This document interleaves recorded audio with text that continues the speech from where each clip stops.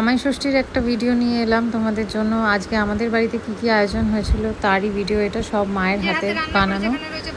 কি কি রয়েছে তোমরা দেখতেই পাচ্ছ। স্যালাড, ওদিকে রয়েছে চিংড়ির মালাইকারি, এদিকে রয়েছে ইলিশ মাছের পাতুরি, মাটন কষা, চাটনি, এখানে রয়েছে মিষ্টি, রসগোল্লা, সন্দেশ, দই।